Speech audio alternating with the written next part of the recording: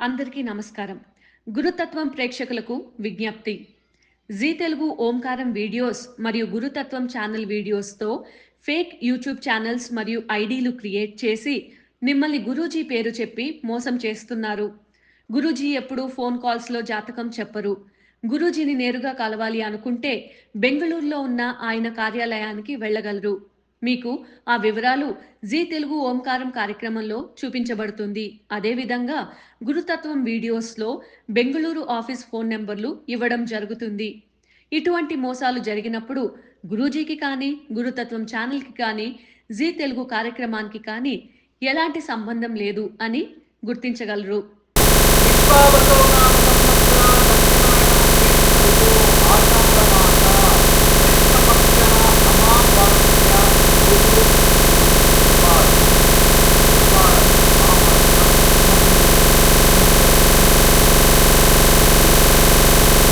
గురువారం అమావాస్య ఆదివారం అమావాస్య ఈ సాంకేతిక ఆకర్షణ బలానికి చాలా అనుకూలంగా శక్తి అదే బుధవారం మరియు గురువారం వస్తే భిక్షాటన లేదు.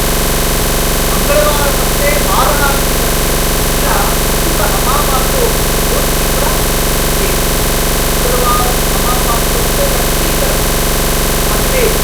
ఇలా ప్రతి అమావాస్యకి ఒక్కొక్క విశేషత. ఏ వారంలో అమావాస్య వస్తే విశేషంగా ఏ శక్తి ఆ ఒక ప్రకృతిలో ఉంటుంది. అయితే గురువారం అమావాస్య అంటే ఆకర్షణానికి ఆకర్షణ బలానికి సూచన.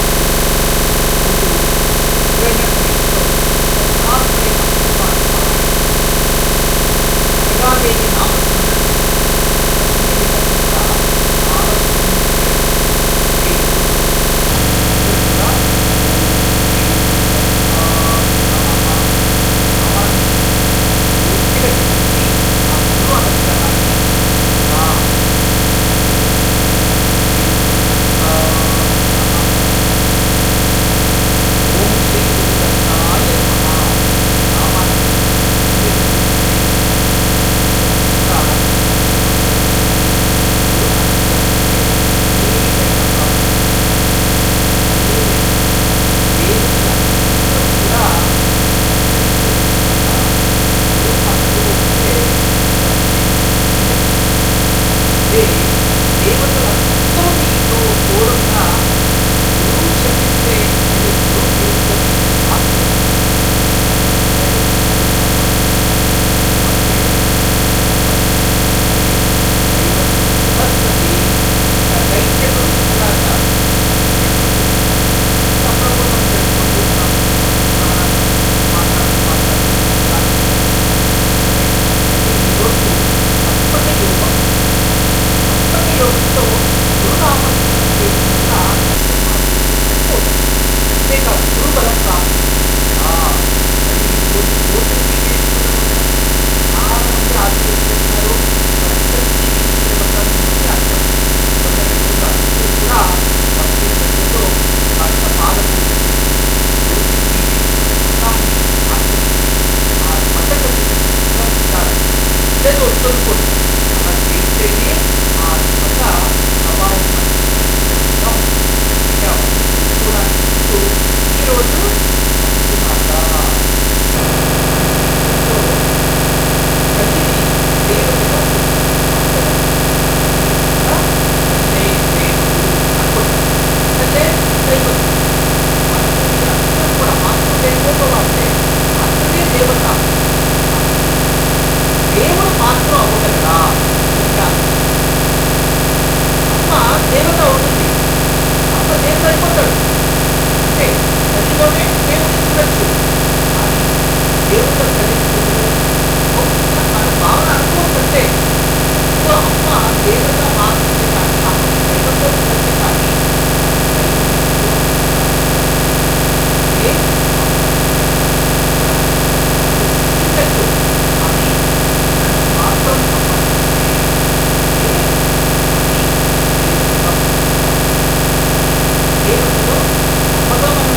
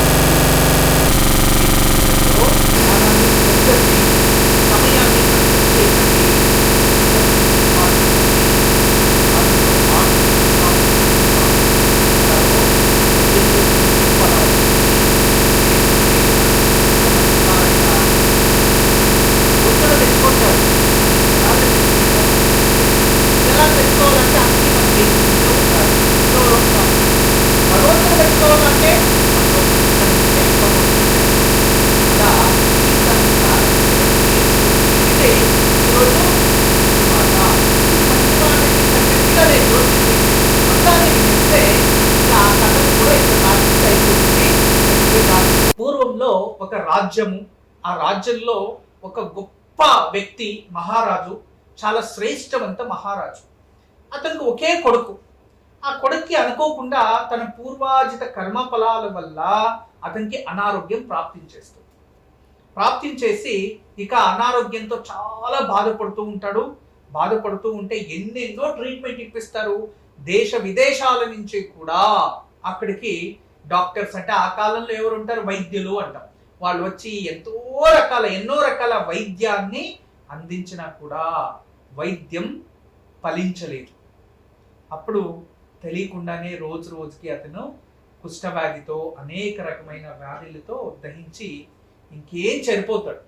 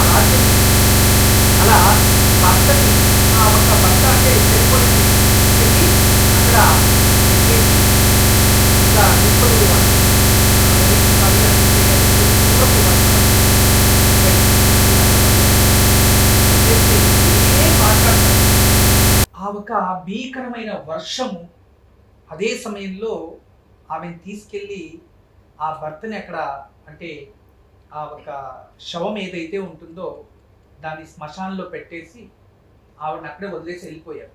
వాళ్ళ సంప్రదాయం అలా ఉండేది. కానీ ఏం చేయాలో అర్థం అవ్వట్లేదు. ఏడుస్తూ బాధపడుతూ అక్కడ ఒక పెద్ద వటావృక్షం ఉంటుంది.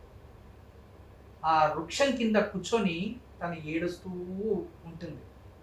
ఏడుస్తూ అక్కడ ఆమె మహాశోభత్రాలు అక్కడే మట్టిని ఇలా తీసి ఒక పెద్ద శివలింగం చేస్తారు. తన చేతుల్లో శివలింగం చేసి తన కన్నీటి ధార ఒకవైపు, భగవంతుని పైన దృష్టి ఒకవైపు, అలా చేస్తూ భగవంతుని, ఆ శివుణ్ణి పూజించడం మొదలుపెట్టింది. శివ శివ అంటూ ఆ పరమేశ్వరుడు అక్కడ ప్రత్యక్షమైపోయాడు. ఎంత గొప్ప సాధ్వి, ఎంత భక్తితో తను ఆచరించుంటే చూడండి. ఆ భగవంతుడు ప్రత్యక్షమై తర్వాత ఆ ఒక విధినే మార్చేలా చేసి ఆ ఒక భర్తకి మళ్ళీ ప్రాణం పోసి ఆ రాజ్యంలోకి వెళ్తారు. ఈ ఒక కథ ఏదైతే ఉంటుందో దీన్ని విన్నవారికి మరియు ఈ కథ స్థిరంగా ఉండిపోవాలి అని చెప్పి ఈ ఒక ఆషాఢ అమావాస్య రోజు తను విశేషంగా ఆ ఒక ఈశ్వరుని పూజించింది కాబట్టి ఆ ఒక రోజు విశేషమైన రోజు కాబట్టి మనందరికీ కూడా ఆమెకు మళ్ళీ ఆ భర్తకి ప్రాణం పోసి తన ఆ ఒక మృత సంజీవిని అంటే చూడండి, భర్తకి ప్రాణం పోసి పతి సంజీవిని వ్రతాన్ని తను విజయవంతంగా చేసుకోంది అని అర్థం. అంటే ఈ రోజు ఎవరైతే ఆ మహాసాధ్విని స్మరిస్తారో, ఈ కథలో ఉన్న సారాంశాన్ని గ్రహిస్తారో వాళ్ళకి పతి సంజీవిని ప్రాప్తిస్తుంది అని పరమేశ్వరుడు వరాన్ని అందిస్తాడు ప్రకృతికి. అలా ఈ రోజు ఎవరైతే ఈ ఒక జ్యోతిర్భీమేశ్వర వ్రతాన్ని ఆచరిస్తారో వాళ్ళకి పతి సంజీవిని వ్రతం ఆశీర్వాదం మరియు ఈ కథను విన్న వాళ్ళకి ఉత్తమ భర్త ప్రాప్తిస్తాడు. అదే విధానంగా వివాహమైన వారికి వాళ్ళ భర్తకి ఆయుష్ పెరుగుతుంది అనే ఒక అద్భుతమైన వ్రత విధానం ఈ రోజు. అంటే ఈ కథ మరియు ఈ రోజు మంచి మాటకు ఒకటే, జీవితంలో ఆర్థికంగా మనం బాగుంటే ఏ సమస్యలైనా ఎదిరించవచ్చు. ఆర్థికంగా మనం బాగలేనప్పుడు అన్నిటికీ తలంచాల్సిన పరిస్థితులు వస్తాయి. అందుకే కష్టపడి శ్రమించి ఆర్థికంగా అభివృద్ధి అవ్వండి. ఈరోజు నిత్య నక్షత్రం పునర్వసు నక్షత్రం. ఇక అశ్విని మకామూల నక్షత్రం వారికి నైదన తార ఈ రోజు అంత శుభం కాదు, జాగ్రత్తగా ఉండాలి. భరణి పుబ్బ పూర్వాషాఢ నక్షత్రం వారికి సాధక తార, అత్యంత శుభకరమైన రోజు. ఇక కృతికా ఉత్తరాషాఢ వారికి ప్రత్యక్ తార, ఇది అంత మంచిది కాదు, కాస్త జాగ్రత్తగా ఉండాలి.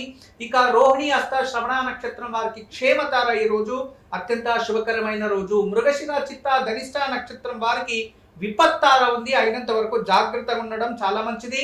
ఆరిద్ర స్వాతి శతభిష నక్షత్రం వారికి సంపద తార అత్యంత శుభకరమైన రోజు, ఉపయోగం చేసుకోండి. ఇక పునర్వసు విశాఖ పూర్వ భాద్రపద నక్షత్రం వారికి జన్మతార ఈ రోజు కాస్త జాగ్రత్తగా ఉండడం చాలా మంచిది. పుష్య అనురాధ ఉత్తర భాద్రపద నక్షత్రం వారికి పరమమిత్రతార. ఇక ఆశ్లేష జ్యేష్ఠ రేవతి నక్షత్రం వారికి మిత్రతార అత్యంత శుభకరమైన రోజు, ఉపయోగం చేసుకోండి. ఇక ఈ రోజు మీకు అందరికీ కూడా చాలా సార్లు ఇళ్లలో జరిగే ఎలాంటిది, మనం ఏదైనా దేవుడు దీపం వెలిగించినప్పుడు చెయ్యి ఏదైనా కాలితే, లేదా ఒత్తి మార్చినప్పుడు చెయ్యి ఏదైనా కాలితే, లేదా మనం వెలిగించాలి ఆ సమయంలో దీపం వెలిగిస్తూ చెయ్యి ఏదైనా కాలిపోతూ ఉంటుంది కొందరికి. దయచేసి అది చాలా మహా అపరాధం. మీరు దీపాన్ని జాగ్రత్తగా వెలిగించాలి. అందుకే పూర్వంలో ఏం చేసేవారంటే ఒక వత్తిని ఒక ప్రమిదకు పెట్టి దాన్ని వెలిగించి దాంతో దీపం వెలిగించేవారు. కానీ డైరెక్ట్ మనం ఇలా కడ్డితో దీపం వెలిగించేవారు కాదు. ఇది శాస్త్రీయ రీత్యా. మనం ఏం చేస్తున్నాము, ఇంట్లో చక్కగా నూనె పోసేసి దానికి చక్కగా కర్పూరం తిద్దేసి ఇలా తీసి ఇలా పెడుతున్నారు, మంచిదే, మీకు షార్ట్ కట్ లో వెళ్ళిపోతున్నారు కాబట్టి వెలిగించండి. అయితే శాస్త్రరీత్యా వేరు, దీపం వెలిగించడం వేరు. అలా వెలిగించేటప్పుడు ఏమైనా చెయ్యి కాలితే చుటిక్కమనిందంటే వెంటనే మీరు అక్కడ ఏ ఒక పనిలో ఉన్నా దాన్ని అక్కడే వదిలేసి చేతులు కడుక్కొని చేతులకి పసుపు మరియు గంధం రాసి తదుపరి నుదుటిలో మళ్ళీ పసుపు కుంకుమ పెట్టుకొని మళ్ళీ ఆ ప్రమిదని చేయించేసి వేరే ప్రమిద పెట్టి దీపం వెలిగించాలి. ఇది శాస్త్రీయం. లేదో దాని అర్థం ఏంటి అంటే, అలా దీపం వెలిగించేటప్పుడు చెయ్యి కాలితే ఏంటి అర్థం అంటే, త్వరలోనే పెద్ద అపవాదము లేదో నింద లేదో కుటుంబ సభ్యులకి ఎవరికైనా గొప్ప అపవాదాలు నిందలు ఇలాంటివి ఏదైనా వస్తాయి. ఎవరైనా శత్రువులు కొత్తగా ఉత్పత్తి అవుతారు, వాళ్ళ వల్ల ఏదో నష్టం జరుగుతుంది అని దాని అంతరార్థం. దానికి ఈ విధానంగా పరిష్కారం చేసుకోవడం వల్ల ఆ ఒక పెద్దగా ఏది చిన్న దాంట్లో వెళ్ళిపోతుంది. ఈరోజు దివ్య వాస్తులో మీరు విశేషంగా తెలుసుకోవాలి. వాస్తు చిన్నవాళ్ళకి పెద్దవాళ్ళకి ఏజ్కి తగినట్టుగా వాళ్ళపైన ప్రభావం చూపిస్తూ ఉంటుంది. చదివే పిల్లలపైన ప్రభావం చూపించే వాస్తు దోషాలు ఉంటాయి. వయసైన వారిపైన అనారోగ్యంగా చూపించే వాస్తు దోషాలు, తర్వాత మధ్య వయస్కుల్లో ఉన్న వాళ్ళకి చంచల బుద్ధినిచ్చే వాస్తు దోషాలు, ఇవన్నీ కూడా ఇంట్లో ఉంటాయి. అందుకే అందరికీ ఒకే రకమైన ప్రభావం చూపించదు. వాళ్ళ గ్రహ చక్రము ప్రస్తుతం వాళ్ళ టైం బాగుందా లేదా, టైం బాగున్నా కూడా ఎన్ని పూజలు చేసినా కూడా మనకి ప్రతిఫలిస్తా లేదు అంటే ఇంట్లో ఏదో వాస్తు దోషాలు ఉన్నాయి అని అర్థం. కానీ ఎవరైనా సరే ఇంట్లో ఎక్కువ పీడకలలు అంటాం, అవి అధికంగా వస్తున్నాయంటే, మరియు రాత్రిపూట సరిగా నిద్రపోవట్లేదు, ఎప్పుడు అలర్ట్గా ఉన్నాం, పొగలంతా నిద్రపోతున్నా రాత్రి నిద్రపోవట్లేదు అన్నా కూడా ఇంట్లో వాస్తు దోషం ఉంది అని అర్థం. అందుకే అటువంటిది ఏదైనా అనుభూతి మీరు చెందుతూ ఉంటే మీ ఇంట్లో ఖచ్చితంగా శ్రీవాస్తు యంత్రాన్ని పెట్టండి, ఇంట్లో పెట్టండి.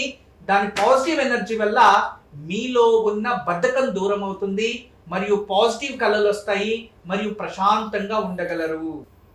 రేపు ఉదయం శ్రావణ మాసం మొదటి శుక్రవారం, రేపు ఉదయాన్నే స్త్రీలు పురుషులు ఎవరైనా కూడా రేపు ఉదయాన్నే తలస్నానం చేయండి. చేసి చక్కగా దేవుడి గదిలో ఒక కలశాన్ని పెట్టి, క్షీరకుంభము అంటాం, క్షీరకుంభం, రేపు పొద్దున్న నేను ఒక కలశంలోకి పాలు పోసి అందులో చిన్నటిది ఒక శంఖ పెట్టి కొబ్బరికాయ పెట్టి లక్ష్మీదేవిగా పూజించండి, అర్చించండి. తర్వాత మరుసటి రోజు ఆ ఒక్క కొబ్బరికాయని కొట్టి పూజించి ఆ పాలను చెట్టుకి పోసేసి ఆ శంకుని బాగా కడిగి దాన్ని ఎర్రటి వస్త్రంలో దాచుకోవాలి. ఇలా చేస్తూ ఉంటే మన ఇంట్లో లక్ష్మీ అనుగ్రహం ప్రాప్తిస్తుంది. ఇది శ్రావణ మాసం అంతా ఆచరించే వ్రతం. శంకుని మార్చకూడదు, దాన్ని అలాగే జాగ్రత్తగా కాపాడుకోవాలి. ఈరోజు సాయంత్రం పార్వతీ పరమేశ్వరుల ముందు 2 నెయ్యి దీపాలు వెలిగించి చక్కగా పూజించి అర్ధనారీశ్వర స్తోత్రం పారాయణం చేసుకుంటే భార్యాభర్తల్లో సఖ్యత పెరుగుతుంది, మరియు వివాహం లేని వారికి త్వరలో వివాహ యోగం ప్రాప్తిస్తుంది. అందరికీ నమస్కారం. ఈరోజు మీకు అందరికీ కూడా శ్రీవాస్తు యంత్రం గురించి పరిచయం చేయడానికి వచ్చాను. శ్రీవాస్తు యంత్రం మీరు చూస్తున్నారు, శ్రీవాస్తు యంత్రం. ఈ శ్రీవాస్తు యంత్రం ఈ విధానంగా 9 ఇంచెస్, ఇలా 9 ఇంచెస్, ఇలా 9 ఇంచెస్ ఉంటుంది. తదుపరి బ్యాక్ సైడు ఇలాంటి 9 చక్రాలు ఉంటాయి. ఫ్రంట్ ఈ ఒక గ్లోబ్స్లా ఒక 9 డాట్స్ ఉన్నాయి చూడండి, ఇలా 9. ఇది శ్రీవాస్తు యంత్రం అనేది ఒక కాస్మిక్ ఎనర్జీని అట్రాక్ట్ చేసుకుంటుంది, నెగిటివ్ ఎనర్జీని ఇంట్లో నుంచి బయటికి తరిమేస్తుంది. ఇది మీకు అందరికీ దానికి పరిష్కార మార్గంగా నేను ఇవి సూచిస్తున్నా. ఎందుకంటే చాలామంది పిల్లలు సరిగా చదువుతలేదు, ఇంకొకరు మా ఇంట్లో ప్రశాంతత లేదు, భార్యాభర్తల మధ్యలో సఖ్యత లేదు, దేవుడి గదిలో సరిగా పూజ చేయలేకపోతున్నా, ఇంట్లో ఏదో తెలియని బాధ అనిపిస్తుంది, మా ఇంట్లో ఎప్పుడు కూడా ఏదో తెలియని ఒక శ్మశానంకి వెళ్ళినట్టు అనిపిస్తూ ఉంటుంది, మా ఇంట్లో కలగానే ఉండదు ఎప్పుడు కూడా. ఇక మా ఇంటికి చాలామంది వచ్చిన వాళ్ళంతా వాస్తు దోషం అని చెప్తూ ఉన్నారు, మేము ఏం చేయాలి అని ప్రశ్నిస్తూ ఉండేవారు. వాళ్ళందరికీ కూడా ఒక మార్గోపాయం చాలా రోజుల తర్వాత రీసెర్చ్ చేసి ఇప్పుడు ఈ శ్రీవాస్తు యంత్రాన్ని మేము చూపిస్తున్నాం. ఈ శ్రీవాస్తు యంత్రాన్ని ఎప్పుడైతే ఎక్కడ ఫాల్ట్ అనిపిస్తుందో అక్కడ ఒక మేక కొట్టి తగిలించాలి, అంతే. పిల్లలు చదువుతా లేదు, చదివే రూమ్లో పిల్లలు ఏకాగ్రతగా చదవాలి అనుకుంటున్నారా, అక్కడ ఒకటి తగిలించండి.